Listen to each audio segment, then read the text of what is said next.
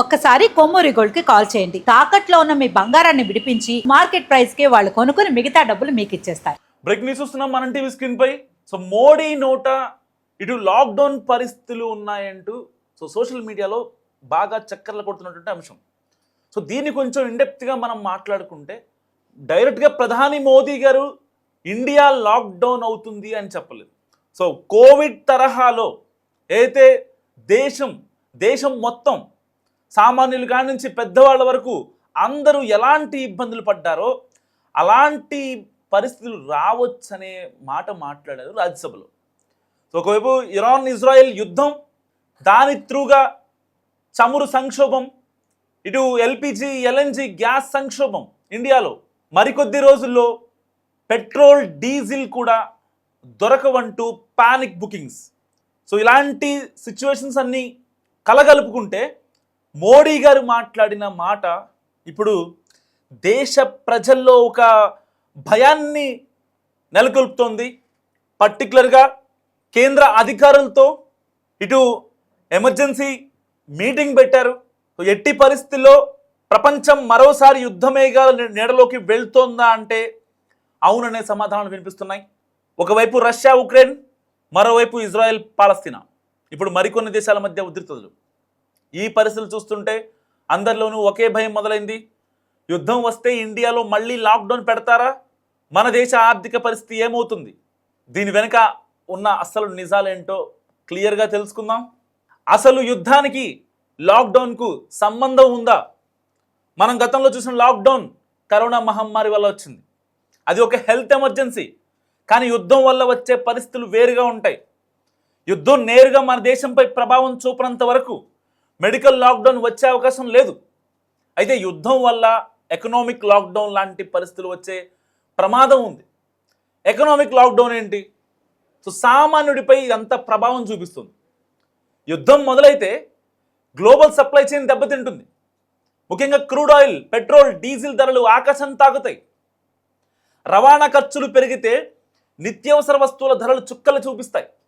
ఒకవేళ పరిస్థితి విషమిస్తే ప్రభుత్వం కొన్ని కఠిన నిర్ణయాలు తీసుకోవాల్సి రావచ్చు. కానీ అది మనం చూసిన 2020 నాటి లాక్డౌన్లా ఉండకపోవచ్చు. సో మరి ఇండియా సిద్ధంగా ఉందా దీనికి? ప్రస్తుతం భారతదేశం ఆర్థికంగా చాలా బలంగా ఉంది.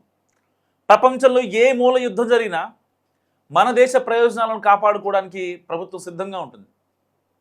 అయితే యుద్ధం అనేది కేవలం బోర్డర్లకే పరిమితం కాదు, అది మన జేబులపై కూడా ప్రభావం చూపుతుంది. కాబట్టి అనవసరమైన పుకార్లను నమ్మి భయపడాల్సిన అవసరం లేదు.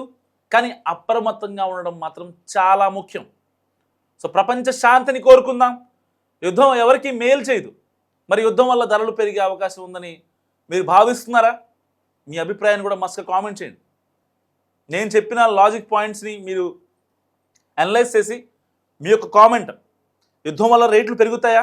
నిత్యావసర వస్తువులు కావచ్చు, కూరగాయలు కావచ్చు, ఇటు పెట్రోల్ డీజిల్ ధరలు కావచ్చు, ఆల్రెడీ చమురు సంక్షోభంతో ఎల్పిజి ఎల్ఎన్జి గ్యాస్ల హైక్ చూస్తున్నాం మనం. సో ప్రపంచం ఇప్పుడు ఒక అగ్ని పర్వతం మీద కూర్చుంది.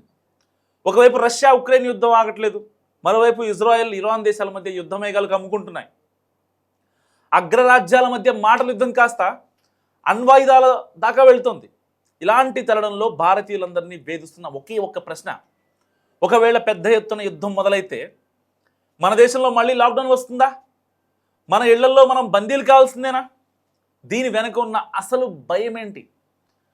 చాలామందిలో తెలియని భయం. సో లాక్డౌన్ అంటే కరోనా లాంటి వైరస్ వల్లే వస్తుందని అనుకుంటారు. కానీ యుద్ధం వల్ల వచ్చే భయం అంతా ఇంత కాదు. ఎకనామికల్గా షట్ డౌన్ అయిపోతుంది. సో దీంట్లో ఫస్ట్ కేసు తీసుకుంటే యుద్ధం వల్ల సముద్ర మార్గాలు మూతపడతాయి, మన దేశానికి వచ్చే ముడి చమురు ఆగిపోతుంది. And second one, petrol diesel ధరలు లీటర్కు 200 నుంచి 300 రూపాయలు దాటినా ఆశ్చర్యపోనక్కర్లేదు. ఎకనామికల్ షట్ డౌన్ అంటే అదే. ఇండియా డైరెక్ట్గా లాక్డౌన్ అయిపోదు, రవాణా స్తంభించిపోదు, ఎకనామికల్ షట్ డౌన్ వస్తుంది.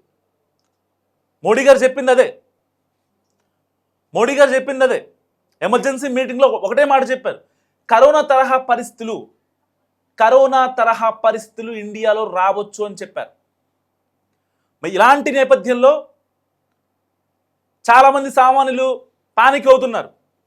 ఇండియా షట్ డౌన్ అయిపోద్దా, ఇండియా షట్ డౌన్ అయితే పరిస్థితి ఏంటి అని. సో కరోనా లాంటి పరిస్థితులు కనిపించవు.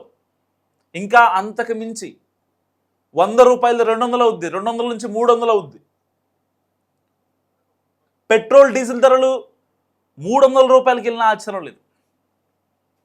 ఒకవేళ కనుక ఇలాంటి ఎకనామికల్ షట్ డౌన్ వస్తే అండ్ రవాణా వ్యవస్థ మొత్తం స్తంభించిపోతే కూరగాయల నుండి నిత్యావసరాల వరకు ఏది కూడా బయటికి రాదు. అప్పుడు ప్రభుత్వం ప్రజల కదలికలపై ఆంక్షలు విధించక తప్పని పరిస్థితి. That is the lockdown. So ఇదే అసలైన ప్రమాదం. యుద్ధం అనగానే కేవలం బాంబులు తుపాకులు మాత్రమే కాదు, అదొక ఆర్థిక విపత్తు, ఆర్థిక విలయం. యుద్ధం మొదలైన కొన్ని గంటల్లోనే మన స్టాక్ మార్కెట్ కుప్పకూలిపోతుంది. లక్షల కోట్ల రూపాయల ప్రజల సంపద ఆవిరైపోతుంది. చూస్తున్నాం 2 నెలలుగా. తర్వాత బంగారం ధరలు ఆకాశం తాగుతాయి. సరే, ఈ 3 నెలల నుంచి అంటే బంగారం ధరలు తక్కుకుంటూ వస్తున్నాయి. ఇలాంటి నేపథ్యంలో చాలామంది తమ దగ్గర ఉన్న బంగారాన్ని ఇంకా తగ్గిపోద్దేమో, కొంతమంది కొనేవాళ్ళు కొంటున్నారు, అమ్మేవాళ్ళు అమ్ముతున్నారు. కానీ బంగార షాపులు మాత్రం ఖాళీగా ఉండట్లా. మధ్యతరగతి మనిషికి బంగారం కొనడం అనేది ఒక కలగా మారిపోతుంది.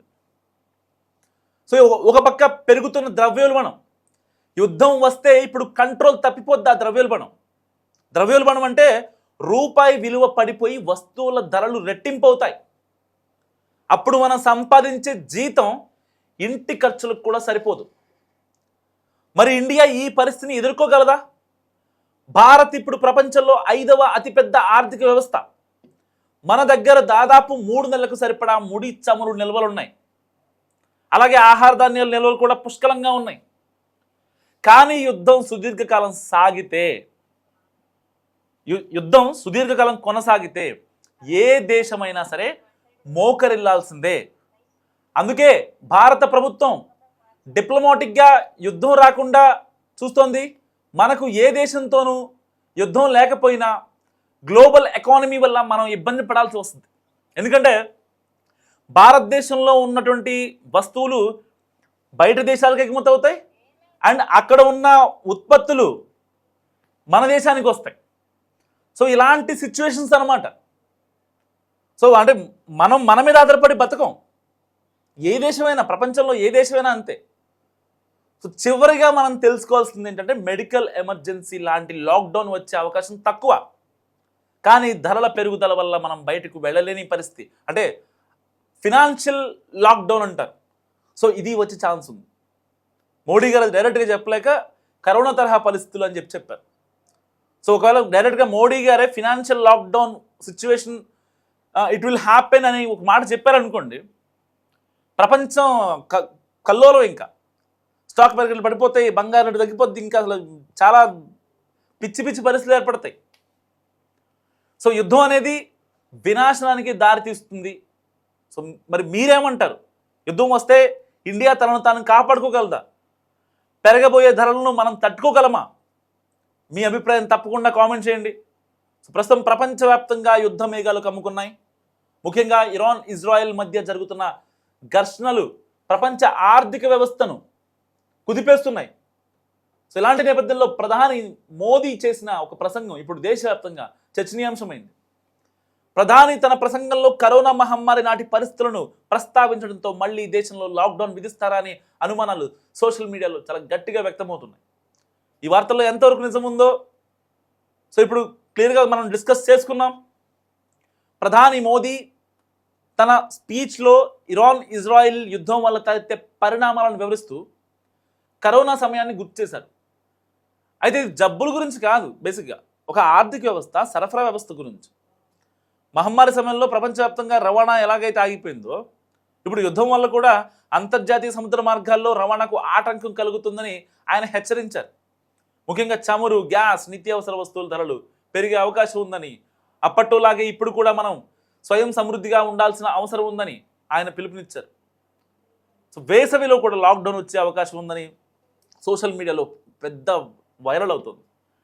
అయితే సోషల్ మీడియాలో జరుగుతున్న ప్రచారంలో నిజం లేదు. సో ప్రస్తుతం దేశంలో ఎలాంటి ఆరోగ్య అత్యవసర పరిస్థితి కూడా లేదు. కాబట్టి గతంలో లాగా ప్రజలను ఇళ్లకే పరిమితం చేసే lockdown it won't be happen in India. So ప్రధాని మాటలను కొందరు తప్పుగా అర్థం చేసుకుని ఉద్దేశపూర్వకంగా కరోనా అన్నారు కాబట్టి లాక్డౌన్ వచ్చే ఛాన్స్ ఉందని చాలామంది మాట్లాడుకుంటున్నారు. సో యుద్ధం వల్ల వస్తువుల ధరలు మాత్రమే పెరుగుతాయి, కానీ జనజీవనం స్తంభించిపోయే పరిస్థితులు ప్రస్తుతం లేవు. అయితే యుద్ధం ఇంకా కొనసాగుతూ గ్యాస్ పెట్రోల్ సరఫరాకు తీవ్రమైన ఇబ్బందులు తలెత్తే మాత్రం దేశవ్యాప్తంగా రవాణా వ్యవస్థపై ఆంక్షలు విధించే అవకాశం ఉంది. అలాగే ఆఫీసులకు వర్క్ ఫ్రమ్ హోమ్ ఇచ్చే అవకాశం లేకపోలేదు. సో ఇలాంటి ఇబ్బందులు తప్పవు.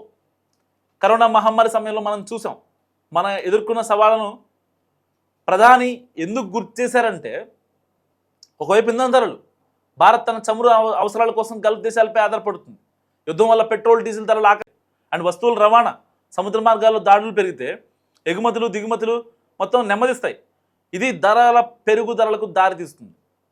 ఆర్థిక అనిశ్చితి, స్టాక్ మార్కెట్లు పడిపోవడం, రూపాయి విలువ తగ్గడం వంటివి జరగవచ్చు. సో ప్రస్తుతం ఉన్న అంతర్జాతీయ పరిస్థితుల వల్ల రవాణాలో కొంత జాప్యం జరుగుతుంది. దీన్ని ఆసరాగా తీసుకొని కొందరు వ్యాపారులు కృత్రిమంగా కొరత క్రియేట్ చేసి ధరలు పెంచే అవకాశం కూడా లేకపోలేదు. సో ఏదేమైనప్పటికీ నిజంగా ఇరాన్ ఇజ్రాయెల్ వార్ ఎఫెక్ట్ మరి ఇండియా లాక్డౌన్కు దారితీస్తుందా? మీరేమనుకుంటున్నారో మీ అభిప్రాయం కూడా కామెంట్ చేసి ప్రయత్నం చేయండి.